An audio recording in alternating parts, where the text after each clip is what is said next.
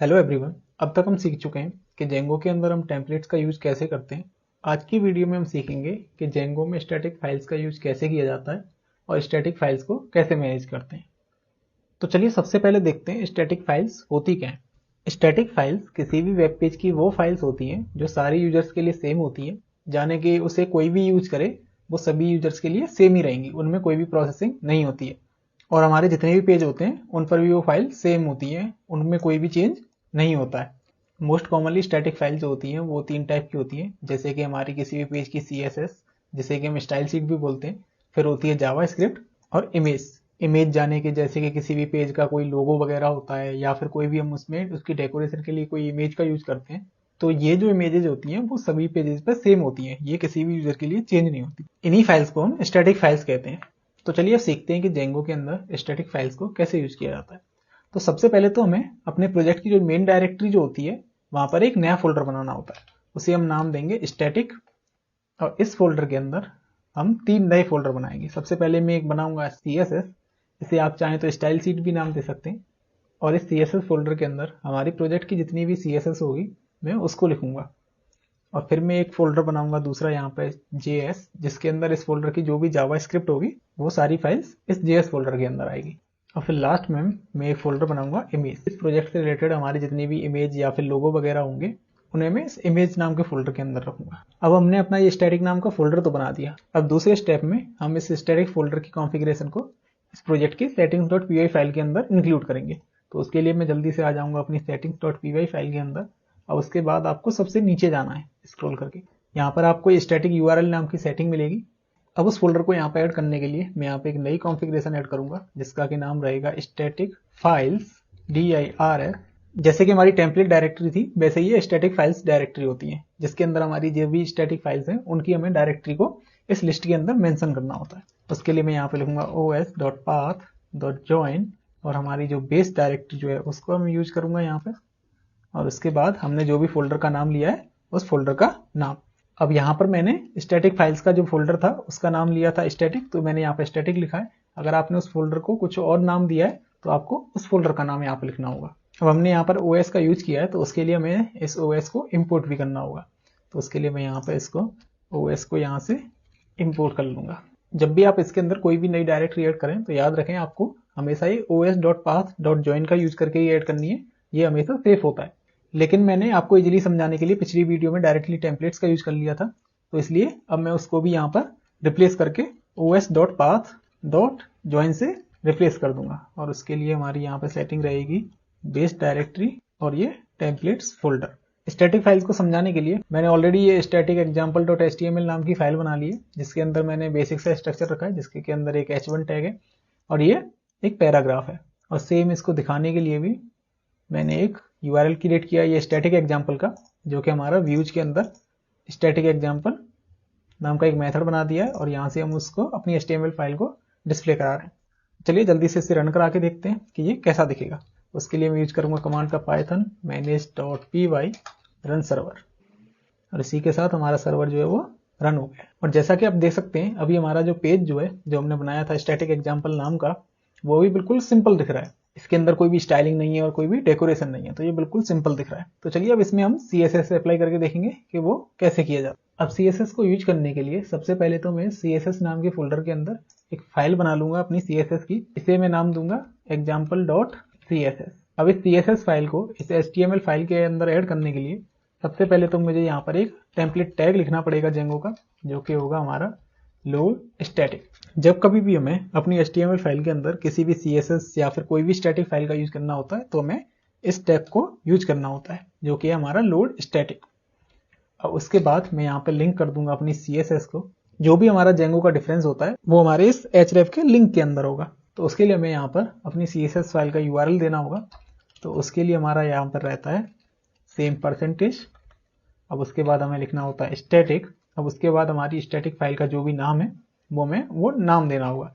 तो यहाँ पे हमारा स्टैटिक फाइल्स थी, उसके अंदर एक हमारा फोल्डर था CSS और CSS फोल्डर के अंदर हमारा था example.css। ये था हमारी CSS फाइल। हमारी CSS फाइल के अंदर एक छोटा सा टाइपो हो गया था, तो उसको फिक्स करने के लिए उसके लिए मैं इस एग्जाम्पल की स्पेलिंग को ठीक कर दूंगा। अब इसके बाद हम अपनी CSS फाइल के अंदर थोड़ी सी CSS लिखेंगे ताकि हम देख सकें कि ये CSS सही से काम कर रही है कि नहीं। तो इसके लिए मैं सीधा लिख दूंगा यहाँ पे बैकग्राउंड कलर ग्रे और H1 को हम दे देंगे कलर वाइट और इसका टेक्स्ट अलाइन हम कर देंगे सेंटर। तो चलिए अब देखते हैं ये सही से काम कर रहा है कि नहीं। और जैसा कि आप देख सकते हैं इसका बैकग्राउंड जो है वो ग्रे हो गया है और हमारी हेडिंग का कलर जो है वो वाइट हो चुका है। अब इसके अंदर जल्दी से मैं थोड़ी सी और CSS लिख दूंगा। मैंने उसके लिए ये CSS लिखी है फॉन्ट फैमिली की और हमने अपनी H1 टैग जो था उसको भी मैंने थोड़ी सी फॉन्ट साइज बढ़ा दिया है और हमारा जो पैराग्राफ टैग जो था P टैग जो था उसको कलर दिया है, फॉन्ट साइज दिया है, font weight, border, margin, padding ये सब दे दिए। चलिए देखते हैं अब ये कैसा लग रहा है। और जैसा कि आप देख सकते हैं जो भी स्टाइल मैंने CSS फाइल के अंदर लिखी थी वो सब यहाँ पर विजिबल हो चुकी है। अब इसी के साथ हम ये सीख चुके हैं कि जेंगो टेम्पलेट्स के साथ CSS का यूज कैसे किया जाता है। तो चलिए अब सीखते हैं कि जेंगो टेम्पलेट के अंदर हम स्टैटिक इमेज को कैसे डिस्प्ले करा सकते हैं। अब किसी भी इमेज को डिस्प्ले करने के लिए हमारा सिंपल जो इमेज टैग जो होता है उसका यूज करते हैं। उसके बाद SRC के अंदर हम क्या करेंगे, यहाँ पर अपना सीधा जो भी हमारा URL है इमेज का वो लिखेंगे यहाँ पे। तो सबसे पहले तो हम लिखेंगे यहाँ पे स्टैटिक। अब उसके बाद सेम टू सेम जैसे हमने अपनी CSS फाइल को इंक्लूड किया था हम वैसे ही यहाँ पर इमेज और उसके अंदर जो भी हमारी इमेज का नाम है वो और ऑल टैग में जो भी हमारा जैसे हम सिंपली दे देंगे यहाँ पे इमेज। अब हमने यहाँ पर logo.png तो लिख दिया है लेकिन हमारी जो इमेज नाम का जो फोल्डर है उसके अंदर कोई भी logo.png नहीं है। तो अब जल्दी से मैं इस इमेज के अंदर वो वाली फाइल को पेस्ट कर दूंगा और मैंने हमारा जो logo.png जो है उसको अपने इस इमेज के अंदर पेस्ट कर दिया है। चलिए अब देखते हैं ये हमारा फ्रंट एंड पर कैसा दिखेगा। मैंने इसको सेव कर दिया है। अब मैं इसको जैसे ही रिफ्रेश करूंगा वो इमेज जो है वो यहाँ पर डिस्प्ले हो जानी चाहिए। तो जैसे कि आप देख सकते हैं जो इमेज जो है वो यहाँ पर डिस्प्ले हो चुकी है।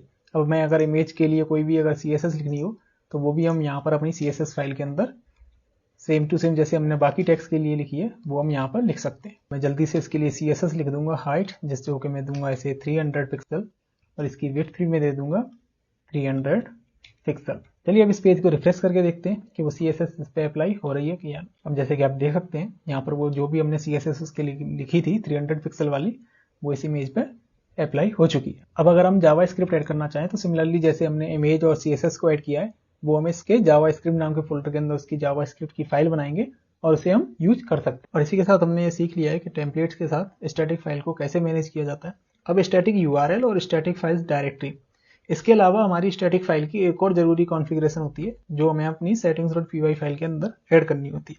तो वो हमारी सेटिंग होती है स्टैटिक रूट। और यहाँ पर मैं जल्दी से दे दूंगा यहाँ पर os.path.join और यहाँ पे हम लिखेंगे बेस डायरेक्टरी।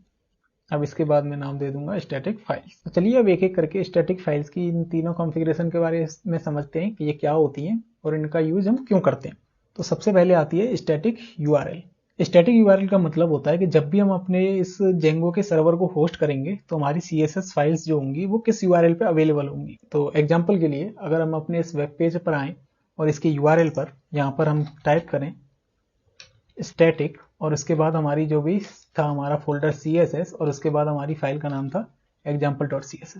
तो अगर हम इस पर क्लिक करके देखें तो जैसे कि आप देख सकते हैं हमें यहाँ पर हमारी जो CSS जो फाइल जो थी पूरी की पूरी वो दिख गई है, वो होस्ट हो रही है।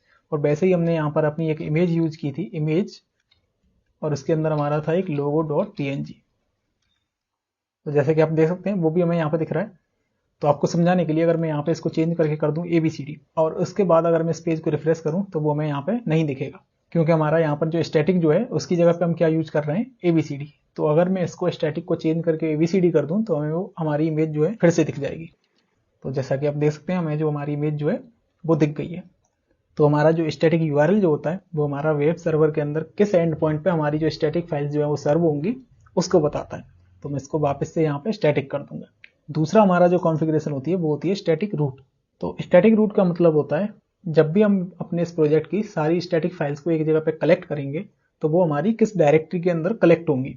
तो कलेक्ट का मतलब क्या होता है, जैसे कि जब भी हम अपने इस प्रोजेक्ट को या फिर अपने इस एप्लीकेशन को जब भी हम कहीं पर भी डिप्लॉय करते हैं तो हमें हमारी जितनी भी स्टैटिक फाइल होती हैं स्टैटिक या फिर CSS जावास्क्रिप्ट होती हैं उनको एक जगह पे हमें इकट्ठा करना होता है।